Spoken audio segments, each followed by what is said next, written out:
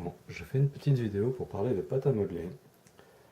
J'ai fait un essai il y a quelques jours d'une pâte à modeler qui a donné quelque chose d'assez bizarre. Je sais pas ce que j'ai raté dans la recette, mais ça a forcément raté quelque part puisque c'est devenu tout collant et tout bizarre. Donc je pense pas que ce soit vraiment la recette, je pense que c'est plutôt la manière dont je l'ai conservée après. Parce que le premier jour, elle était très bien. Le deuxième jour, bah, j'ai continué à jouer avec, ça allait bien. Et puis bah, le troisième jour, j'ai voulu la montrer à quelqu'un et bah, là c'était tout collant. Donc voilà. Donc je pense que j'ai du mal à la conserver. J'ai pas voulu rester sur un échec, alors j'ai recommencé. J'ai refait la même recette. Je l'ai conservée dans un tupperware que j'ai mis au froid. Parce que voilà. Parce qu'il fallait bien essayer quelque chose. Et donc là, ça fait 3 jours que je l'ai faite. Donc c'est à peu près le temps que Claude avait mis à se liquéfier. Et là, bah, on se retrouve avec une pâte à modeler qui déjà a l'air pas mal. Bonne consistance. Et qui colle pas au doigt, au moins. Comme ça, on va voir un peu ce que ça va donner. Je vais essayer de les réchauffer un peu. Donc ça, c'est des pâtes à modeler où il y a que des, que des ingrédients de cuisine classiques dedans. Donc vous pouvez le mettre à la bouche si vous voulez, mais bon, ça a un peu le même goût que la pâte à sel. C'est c'est pas très très bon. D'ailleurs, le sel, je pense qu'il est là essentiellement pour éviter que les enfants le mettent à la bouche.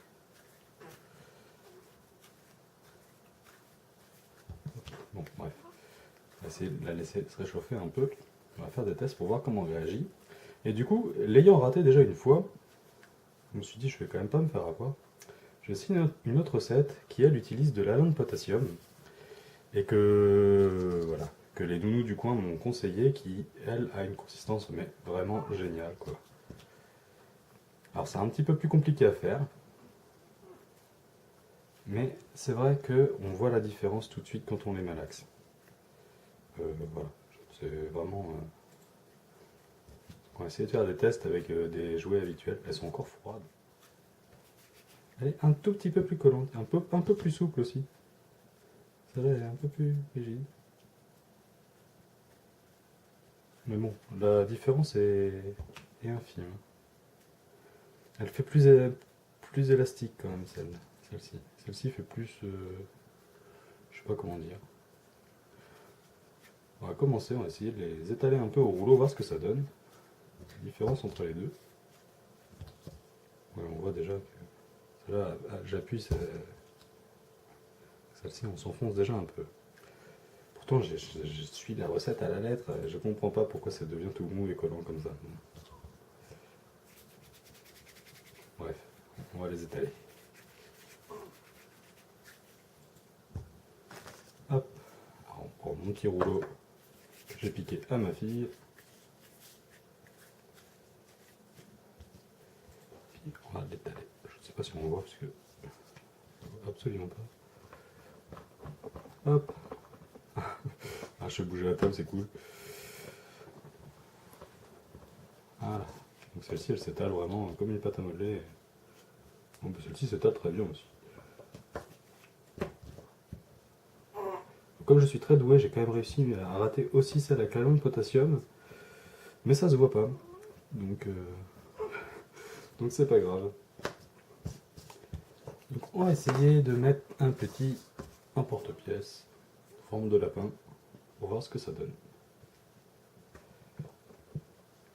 Savoir si on peut les travailler un peu quand même. Ça m'a l'air pas mal. Et on a un joli lapin vert qui se tient bien. Puis bon, celle-ci, je sais déjà un peu comment elle réagit. J'arrête pas de jouer avec en fait. Pour être tout à fait franc. Hop. Et mon petit lapin rose.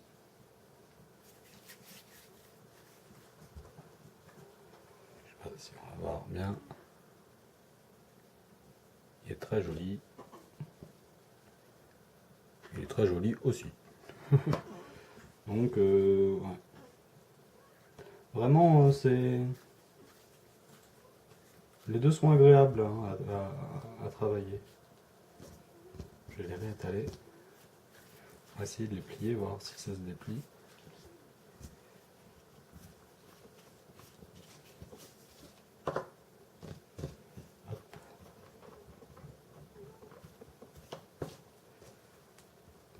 C'est celle-ci, on dirait de la pâte à gâteau. Elle se roule très très bien, celle sans alun. Hop. Alors si on la plie et qu'on essaye de la déplier, elle est déjà collée. Elle est déjà collée l'une à l'autre. On n'arrive pas à la redéplier. Un peu. Ah si on arrive. Difficilement mais on y arrive un peu. Ah, ah elle commence à rester sur les doigts. Bizarrement. Bon, ça, il suffit de la malaxer un peu et ça repart, mais ça reste un peu sur les doigts. Là, elle commence à être tempérée justement. Celle-ci est froide parce que je ne la manipule pas.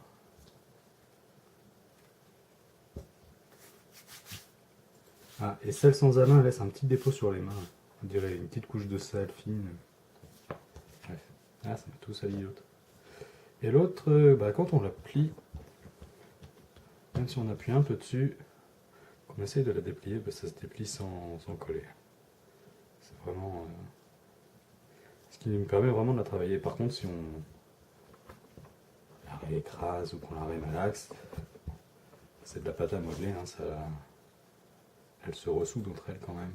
Mais elle se ressoude vraiment si on appuie dessus, quoi. Donc c'est vraiment, on peut la travailler très très bien. Hop. Donc ça c'était un peu pour les petits tests.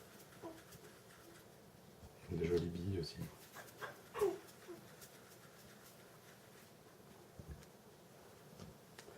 Celle-ci aussi.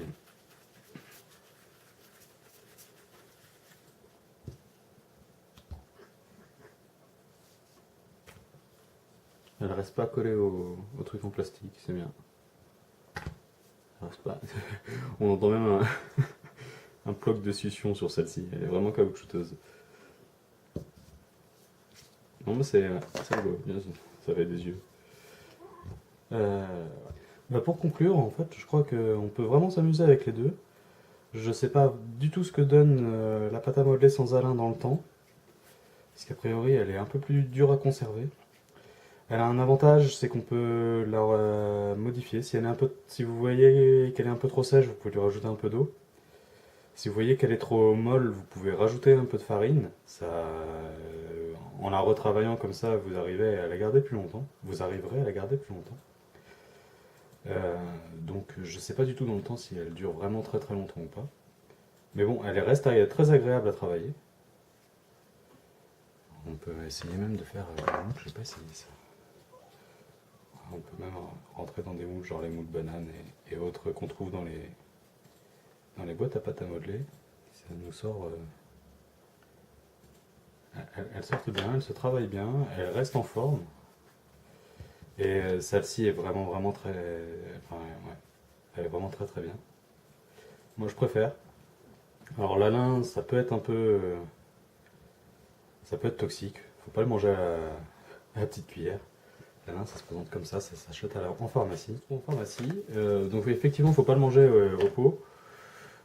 Par contre, bah, pour les 500 grammes, il faut une cuillère à soupe. Donc quand on remet aux quantités de pâte à modeler, puis bon, les enfants, il faut qu'ils apprennent à pas manger la pâte à modeler. Donc si jamais ça arrivait, je pense vraiment pas que ce soit des quantités toxiques.